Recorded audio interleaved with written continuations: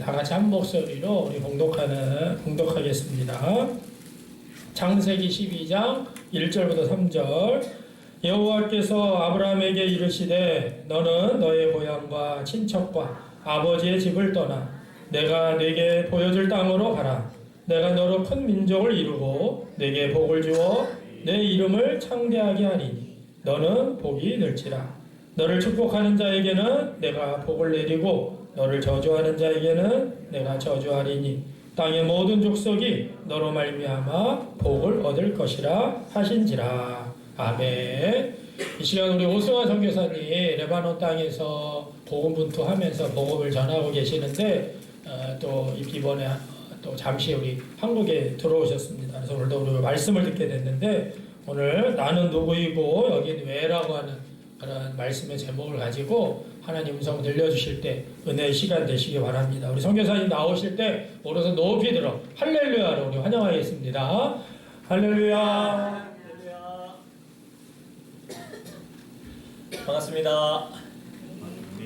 1년 만에 다시 뵙는데요. 제가 문막제일교회 작년 9월에 왔었더라고요. 그때는 저희 유진이가 뒤에 있는데 4개월이었어요. 그래가지고 이렇게 안고 왔었는데 지금은 이제 때가 많이 들은 걸어 다니는, 잡으러 다녀야 되는 애기가 돼서 왔습니다. 나중에 보시면은 근데 지금 독감이 걸려가지고 걸렸었어가지고 지금은 아니고요. 걸렸었어가지고 때가 좀 많이 늘었어요. 원래는 잘 가고 잘 웃고 막 그랬는데 오늘은 어쩌면은 엄마 껍딱지가 돼서 잘 안 웃어 줄 수도 있습니다. 그래서 용서해 주시고 유진이를 한번 보시면 좋을 것 같아요. 네, 저희가 이렇게 같이 문막제일교회에서 예배하고 동역하고 있다는 게 너무 행복하고 감사합니다. 저희도 레바논을 위해서 기도해 주시는 만큼 우리 문막제일교회 목사님과 성도님들 위해서 같이 계속 꾸준히 기도하고 있습니다. 저희는 지난 9월에 아내가 병원에 급하게 병원을 좀 가게 됐어요. 왜 그러냐면 갑자기 복통이 있어서 병원을 갔는데 혹이 있다는 거예요, 난소에. 근데 그거와 복통이 직접적인 연관인지는 모르겠으나 수술을 하면 좋겠다 이런 얘기를 들었어요. 그래서 한국을 좀 들어와야 되겠다 하고 생각하고 있는 중에 아시는 것처럼 이스라엘 팔레스타인 전쟁이 터졌습니다. 그래서 레바논의 한국 대사관에서 교민들을 불렀어요. 안전간담회를 열었고 주 내용은 일단 출국을 좀 하시면 좋겠다. 안 되면 가족이라도 일단 나가셔라 해가지고 한 반 이상 교민들 중 반 이상이 지금 나왔고요. 하지만 조금씩 선교사님들이 대부분 들어가고 있는 중입니다. 왜 그 레바논이 이 이스라엘 팔레스타인 전쟁과 연관이 있는지 제가 PPT로 영상을 좀 준비해봤는데요. 한번 영상을 보시면 잘 이해가 되실 거예요.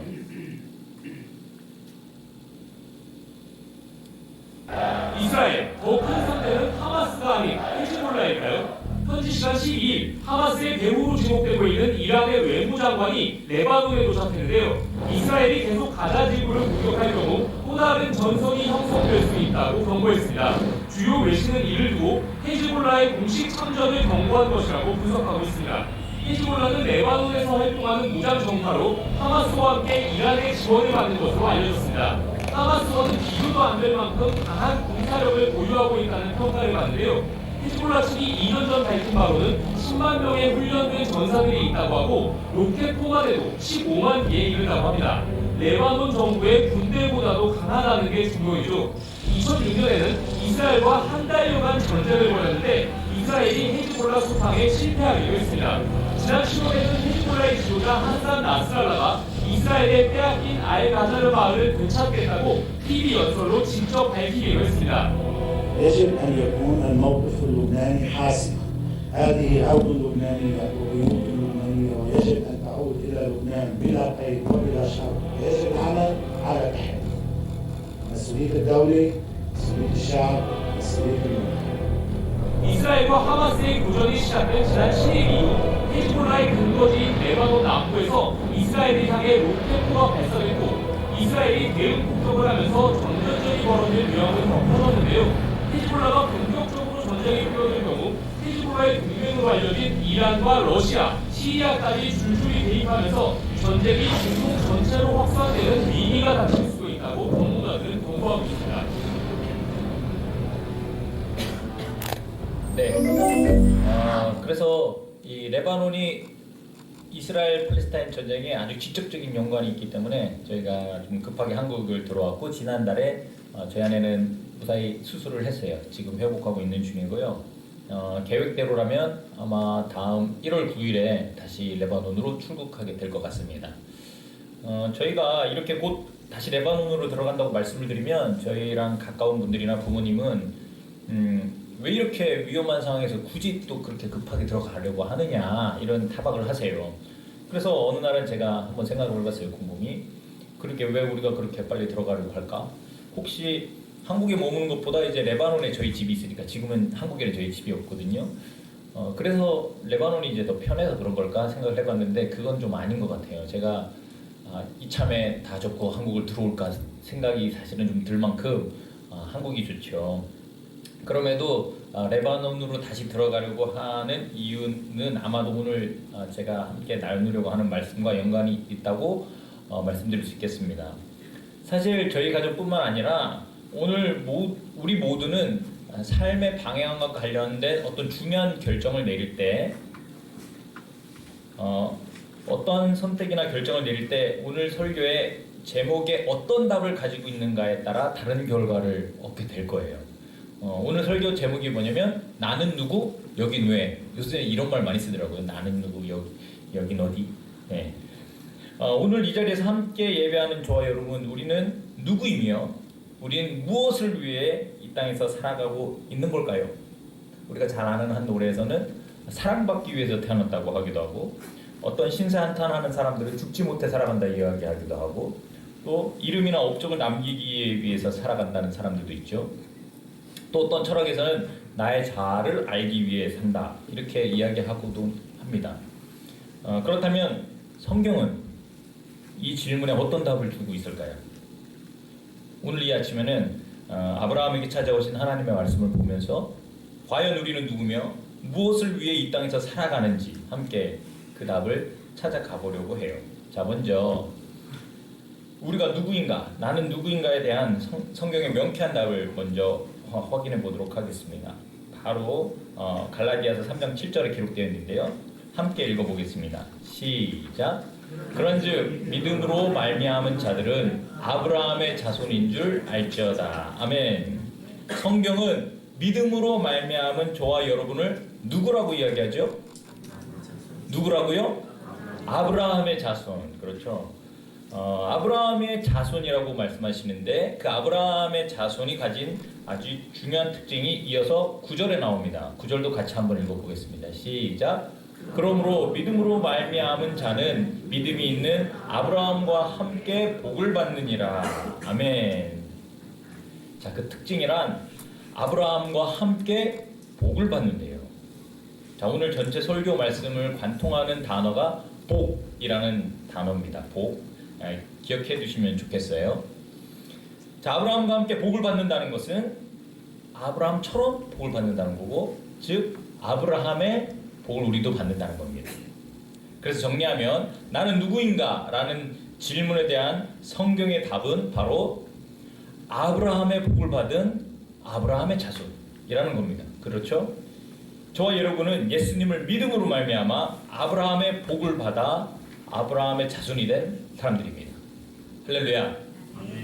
요새 젊은 사람들이 커피숍 가면은 그런 이야기 하더라고요. 너 뭐 먹을래? 그러면 나는 뜨아. 나는 그래요. 이 말이 무슨 말인지 아세요? 아시는 분들이 좀 계시는데 젊은 세대들이십니다. 네. 저도 얼마 전까지 몰랐어요. 뜨아가 뜨아 할 때 그 뜨아인가 그랬거든요. 근데 그게 아니라 뜨거운 아메리카노. 네.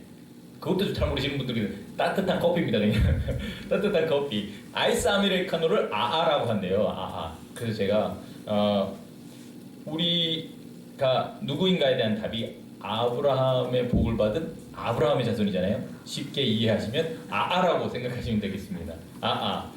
그래서 우리는 누구인가? 우리는 아아다. 아이스 아메리카노가 아니라 아브라함의 복을 받은 아브라함의 자손인 거죠. 자, 그러면 그게 어떻다는 건가요? 내가 아브라함의 자손이든 당군의 자손이든 그게 무슨 차이가 있죠? 복을 받았든 저주를 받았든 그게 지금 내 삶과 어떤 연관이 있습니까? 과연 중요할까요? 자, 한번 아브라함의 이야기를 같이 들어보면 그 답을 얻을 수가 있습니다. 특별히 아브라함 이야기의 배경이 되는 창세기 11장까지의 내용을 복이라는 주제와 함께 보면 좀 더 분명하게 와닿게 되는데요. 한번 들어보세요. 창세기 11장부터 창세기 1장부터 11장까지의 이야기는 창조로 시작해서 바벨탑으로 끝이 납니다. 요약하면 하나님께 지음받고 복을 받은 피조 세계가 엉망진창으로 되는 거죠. 창세기 1장에 나오는 그 창조 이야기의 절정, 그게 뭘까요? 절정은 바로 하나님의 형상대로 인간을 지으시고 복을 주시는 장면입니다. 자, 창세기 1장 28절에 이렇게 나오죠. 하나님이 그들에게 복을 주시며 하나님이 그들에게 이르시되 생육하고 번성하여 땅에 충만하라. 땅을 정복하라. 바다의 물고기와 하늘의 새와 땅에 움직이는 모든 생물을 다스리라 하시리라. 아멘. 그런데 하나님의 바람과는 정반대로 복을 받은 이 인간이 창조주 하나님에게 불순종하고 반역을 시도합니다. 그 결과로 창조세계 안에 모든 관계가 깨져버리게 돼요. 인간들은 죄책감에 사로잡혀 하나님을 두려워하고 숨게 되고, 남자와 여자는 수치로 인해 서로를 비난하며 친족 간의 미움과 다툼이 일어나고 결국 폭력과 살인이 발생하죠. 그리고 점점 망가져서 아름다웠던, 그토록이나 아름다웠던 창조 세계가 이제 어떻게 손댈 수 없을 만큼 죄와 피로 얼룩지게 됩니다. 사실 그 생생한 장면이 지금 저 이스라엘에서도 벌어지고 있는 거잖아요. 그렇죠? 그 전쟁으로 가장 많이 죽은 사람이 누군지 아세요? 네, 아이들과 노인들이에요. 어린이 사망자가 전체 희생자의 40%가 넘어요. 싸울 능력도 없고 싸울 의지도 없는 그런 힘없는 사람들이 제일 많이 죽고 다쳤습니다. 이렇게 하나님으로부터 점점 멀어져가며 바벨탑을 쌓아가는 인간들을 보시면 창세기 11장에서 하나님의 심정은 어떠셨을까요? 모르긴 몰라도 되게 답답하셨을 것 같아요. 그렇죠? 어디서부터 이 문제를 해결해야 될까? 우리도 그런 경험들이 있잖아요. 내 모든 사랑으로 키운 우리 자녀들이 엇나갈 때, 모든 재산을 투자해서 시작한 사업이 무너질 때, 그토록 좋았던 관계들이 작은 오해로 산산이 부서질 때, 도대체 어디서부터 잘못됐는지, 어떻게 하면 이 문제를 풀어갈 수 있는지 도저히 알 수 없을 때가 우리 인생에 있지 않습니까? 바로 이런 분위기, 이런 상황에서 바로 하나님은 바벨 땅에 한 나이 많고 자식 없는 노부부를 부르셨던 거예요. 왜죠? 아브라함을 통해서 하나님의 놀라운 구원 계획을 이루시려고, 아브라함을 통해 모든 열방에게 복을 주시려고 아브라함을 부르신 겁니다. 마치 이 바닷가에 모래알 하나 짚듯이 하나님이 이 거대한 문제를 앞에 두고 그 해법으로 바닷가에 모래알 하나 짚듯이 아브라함을 선택하시는 거예요. 자, 그렇게 하나님이 아브라함을 부르셔서 어떤 말씀을 반복하시는지 다시 한번 2절 3절을 보겠습니다. 2절 3절 어떤 말씀을 반복하시는지 보세요. 내가 너로 큰 민족을 이루어 네게 복을 주어 네 이름을 창대하게 하리니 너는 복이 될지라. 너를 축복하는 자에게는 내가 복을 내리고 너를 저주하는 자에게는 내가 저주하리니 땅의 모든 족속이 너로 말미암아 복을 얻을 것이라 하신지라. 아멘. 반복되는 단어가 바로 복이죠. 창조의 시작부터 말씀하셨던 하나님의 그 복.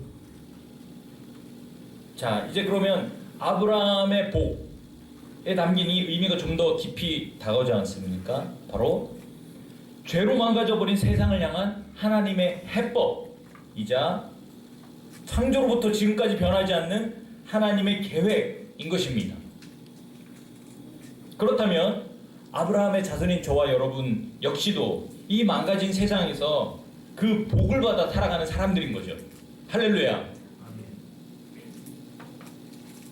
그렇다면 그 복이 뭘까요? 그토록 하나님이 말씀하시고 세상 사람들도 많이 이야기하는데, 그렇다면 성경이 말하는 그 복 뭡니까?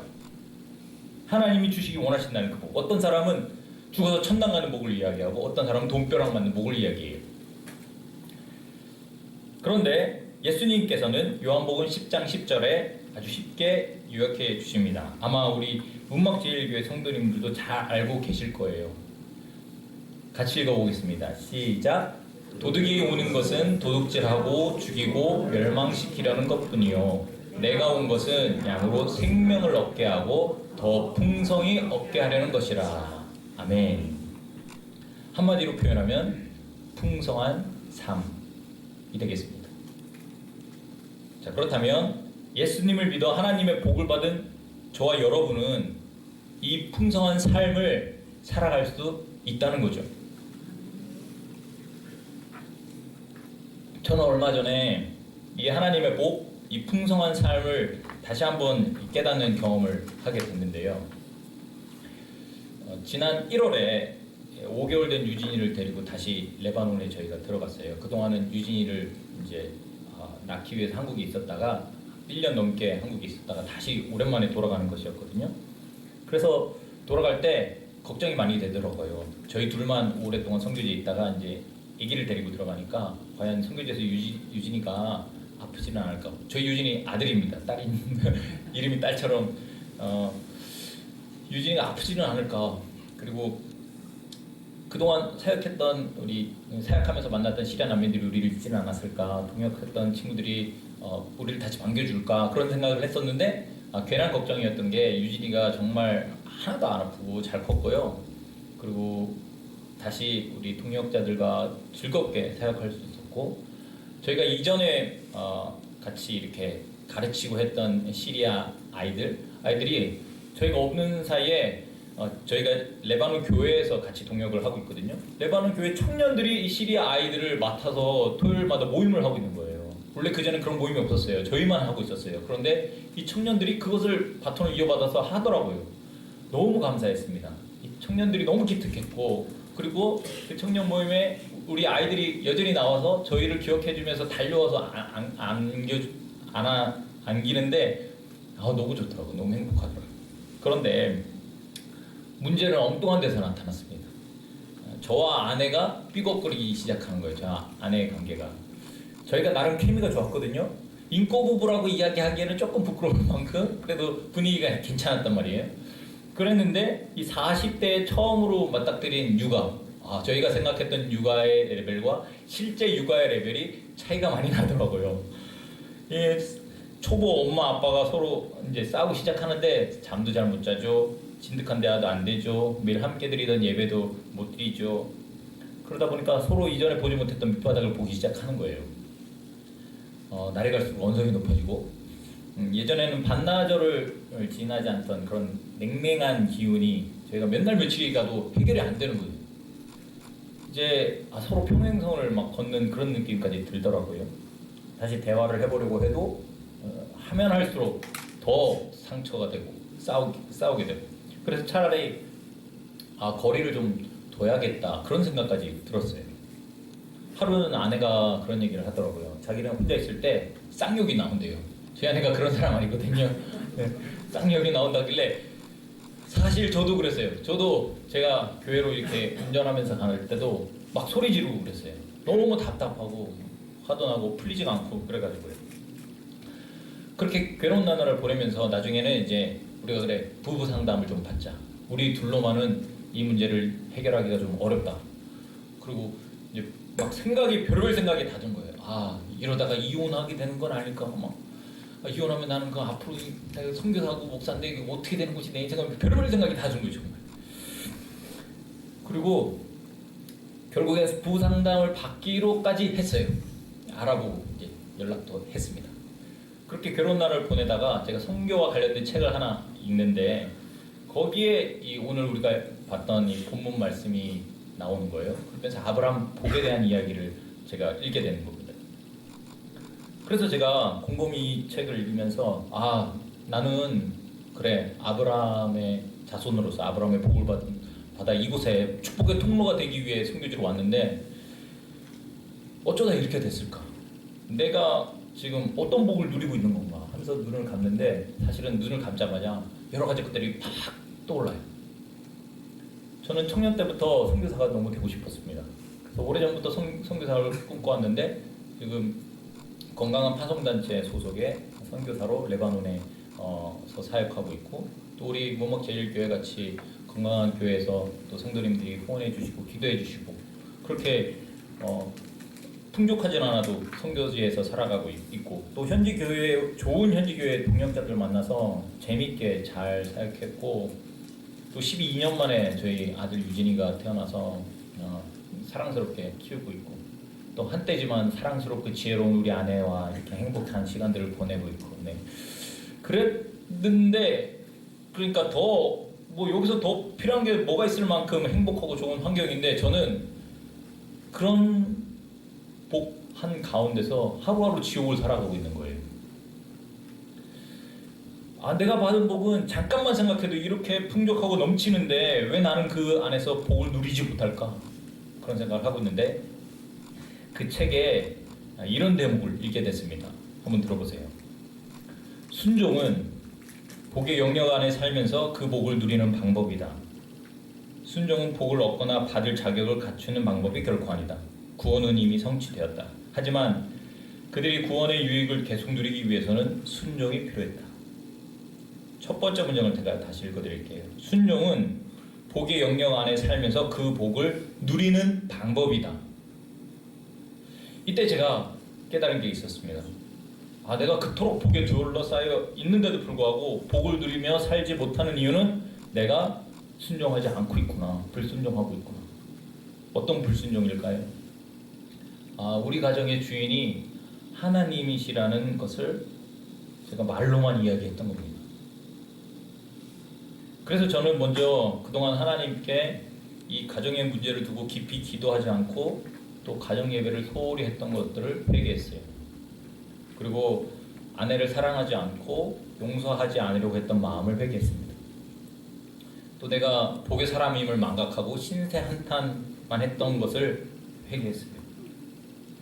그리고 이제 제가 결단하고 가서 저희 아내한테 이야기했죠. 우리가 부부 상담 받기로 했는데 그러지 말고 딱 한 달만 연기하자. 그리고 한 달 동안 유진이를 재우고 나면 다른 바쁜 일, 많은 일이 있다 하더라도 바로 말씀을 같이 좀 묵상하자. 그리고 묵상하고서 한 달 후에 둘 중에 하나라도 상담이 필요하다고 여전히 생각하면 그때는 상담을 꼭 하자. 이런 얘기를 했습니다. 저는 아주 진지하게 얘기했지만 저희 아내는 표정이 완전히 이렇게 묵상? 이런 느낌이었어요. 묵상이라고? 지금 분위기가 저희가 상당히 안 좋았거든요. 근데 갑자기 묵상을 하자 그러니까 그 다음날 이제 저희 아내가 그래 하자 콧방귀 끼듯이 이렇게 얘기했어요. 첫날에 묵상할 때가 장난 아니었습니다. 아주 삭막하고 아주 쌀쌀만 딱딱한 분위기에서 이제 묵상을 하는 거죠. 서로 막 이렇게 맹맹한 기분에서 한마디도 안 하고 이제 묵상만 이렇게 하고 그 다음에 묵상을 나누는 거예요. 묵상 나눌 때도 아주 간결하게 짧게 이렇게 나눴어요. 그렇게 한 며칠을 보내고 한 일주일 정도가 지났는데 이제 분위기가 조금씩 바뀌기 시작하는 거예요. 그리고는 한 달이 지나기 전에 이제 상담이 필요하지 않게 됐다 서로가 판단하게 됐습니다.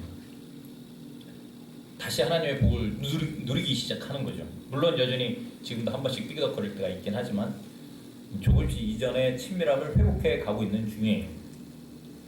그리고 사실 지금은 이제 정말 서로 섬기고 희생하는 사랑을 우리가 배워가는구나 그런 깨달음을 얻고 있는 중입니다. 하나님은 저와 여러분에게 복을 주셨습니다. 풍성한 삶을 주셨어요. 지금도 잠잠히 돌아보면 금방 떠올릴 수 있는 것들이 우리 곁에 둘러싸여져 있어요. 다만 하나님께 불순종할 때는 그 복을 누릴 수가 없는 거죠. 불순종하고 있는 것들로부터 돌아서서 회개하며 하나님께 다시 나올 때 우리는 비로소 그 풍성한 삶을 다시 누릴 수 있을 줄로 믿습니다. 세상은 더 가지고 가져도 부족하다고 말해요. 질투하고 비관하고 원망하고 빼앗으려고 하죠. 그것이 죄의 저주이자 결과 아니겠습니까? 아무리 가지고 누리려 해도 풍성한 삶을 결코 누릴 수가 없어요. 반면에 저와 여러분은 예수 그리스도를 주인으로 우리 삶에 모셔드림으로써 풍성한 삶을 누리게 되었습니다. 하나님과의 관계가 회복되고 이로써 사람들과의 관계도 점차 회복되며 자신의 삶에 대한 새로운 시각과 희망을 품게 되는 거죠. 나를 향한 하나님 사랑에 대해 감사하게 되고 내 삶에 새로운 목표가 생겨나게 되는 겁니다. 그것이 우리에게 풍성한 삶으로, 그것이 우리에게 행복함으로 그렇게 점점 더 확대되어져 가는 거죠. 할렐루야. 우리가 누구입니까? 우리는 하나님의 복을 받은 아브라함의 자손입니다. 아브라함의 복을 받은 아브라함의 자손이에요. 기억하세요. 우리는 하나님께 순종함으로써 풍성한 삶을 살아갈 수 있습니다. 하루하루 그 풍성한 삶을 우리의 삶 속에서 깊이 누려가는 저와 여러분이 되시기를 주님의 이름으로 축원합니다. 이어서 여긴 왜? 라는 질문에 대한 답을 확인해 볼게요. 아브라함의 자손인 저와 여러분, 아이스 아메리카노 아니고 아브라함의 복을 받은 아브라함의 자손인 저와 여러분은 그렇다면 무엇을 위해 이 땅에서 살아가고 있을까요? 자, 힌트는 아브라함이 선택받았던 그 목적이 있습니다. 아브라함이 선택받았던 목적, 그게 뭘까요? 바로 하나님께서 모든 열방에게 복을 주시기 위해서 아브라함을 선택하셨던 거죠. 하나님은 죄로 얼룩진 이 세상을 향해 여전히 복 주시기를 원하셨던 거예요. 그래서 아브라함을 불러 그 일을 시작하신 거죠. 다시 말해서 한 사람 아브라함이 선택받았지만 그 선택의 수혜자는 모든 열방이었다는 겁니다. 모든 열방에 복을 전하러 가는 일, 그 일을 한 단어로 뭐라고 하죠? 네, 선교라고 하죠.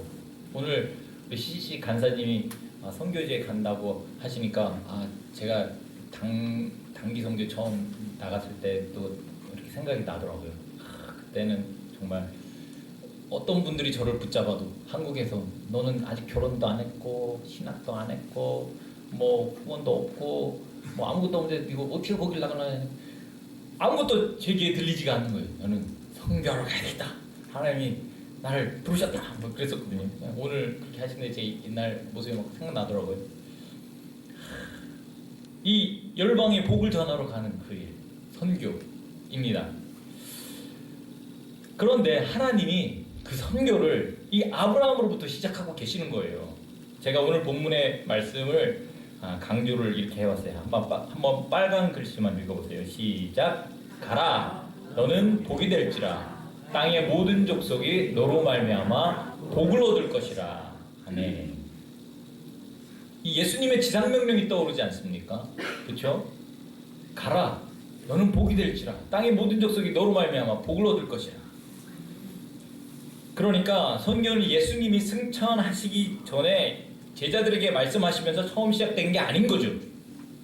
선교는 하나님이 아브라함을 선택하셔서 모든 열방이 복을 받도록 한 것이 바로 선교의 시작이에요. 그것이 바로 하나님의 선교입니다. 마찬가지로 구약 성경에서 이스라엘 민족은 하나님의 복을 열방에 전하는 도구로 선택을 받았던 거고, 또 마찬가지로 신약의 제자들도 열방을 향한 선교의 도구로 선택받았던 거예요. 자, 그렇다면 하나님께 선택받은 아브라함의 자손인 저와 여러분은 무엇을 위해서 선택받았을까요? 나 혼자 복을 받아 다른 사람은 경험하지 못하는 그 풍성함을 누리기 위해서입니까? 아니면 그 복을 열방을 향해 전하기 위해서입니까? 열방에 하나님의 복을 전하는 도구로 쓰임받기 위해 선택받았던 겁니다. 한마디로 축복의 통로가 되기 위해서, 선교의 도구가 되기 위해서 선택받은 거죠. 자, 그렇다면 우리는 이 땅에서 무엇을 위해서 살아가느냐 하면, 먼저는 하나님의 복을 누리며 또한 그 복을 열방에 확산시키기 위해 살아가는 거죠. 온 열방이 하나님의 복을 얻도록 저희가 사는 겁니다. 어떻게 그러면 그 일이 가능한가요? 우리가 어떻게 할 때 그 일이 이루어질 수 있죠? 먼저는 1절에 우리에게 주어진 명령을 따라가야 되겠죠. 1절에 주어진 명령이 뭡니까? 가라 가래요. 가라. 그래서 필리핀으로 가시는 거 아니겠습니까? 가라. 네, 가야죠. 어디로요? 선교지로요. 저는 선교지로 가야 돼요. 우리 간사님은 선교지로 가는 거죠. 왜냐하면은 그곳이 저희를 부르신 곳이니까요. 그러면 여러분은요? 간사님 말고 여러분 다 필리핀 갈 수 없잖아요. 그죠? 어디로 가야 됩니까? 네. 여러분도 가셔야죠. 하나님이 부르신 그곳으로. 직장으로, 가게로, 학교로, 교회로. 그렇죠? 각자 우리에게 주어진 그 자리, 하나님이 부르신 그곳이 바로 우리가 축복의 통로로서 섬겨야 할 자리입니다. 하나님의 선교는 꼭 선교지로만 나가야 하는 것이 아니죠. 우리가 선교의 도구로 선택받은 것은 우리가 살아가는 그곳에서, 바로 그곳에서 하나님의 복을 확산시키기 위한 겁니다. 그래야 온 열방 구석구석에 하나님의 복을 경험할 수 있지 않겠습니까? 제가 아는 한 집사님은 아주 선교에 대한 열정이 뜨거워요. 그래서 매년 자신이 섬기는 교회에서 열흘간의 선교여행 가는 거를 기다리고 준비해요. 이분이 레바논에 오셨는데 저와 만나서 나눴던 이야기가 잊혀지지 않습니다. 아주 멋져요. 뭐냐면 성교사님, 저는 이 레바논 열흘을 위해서 1년을 준비합니다. 이 선교여행을 오는 게 제게 낙이고 이 시간 덕분에 제가 1년 동안 직장에서 버틸 수가 있었어요. 이런 얘기를 하는 거. 와, 너무 멋있잖아요. 저보다 더 선교사님 같은 그런 모습이어서 제가 되게 존경스러웠는데, 반면에 모르는 게 하나 있는 거죠. 이 집사님이 뭐냐면 1년에 한 번 레바논에서의 열흘간 선교만큼이나 중요한 선교지가 바로 그분의 직장이라는 거죠. 그 직장이 자신이 복의 통로로서 하나님이 보내셨다는 것을 모르신 거예요. 그 직장에서 자신이 복의 통로가 돼서 하나님의 복을 전하는 것이 그분이 그곳에 보내진 목적입니다. 그것은 꼭 직장 내에서 신우회를 조직하고 전도를 해야 한다는 것을 의미하는 것만은 아니에요. 정직하고 성실하게 일하면서 직장 동료를 배려하고 이렇게 1년에 한 번 레바논에 와서 하시는 그런 수고를 직장에서도 실천하는 거죠.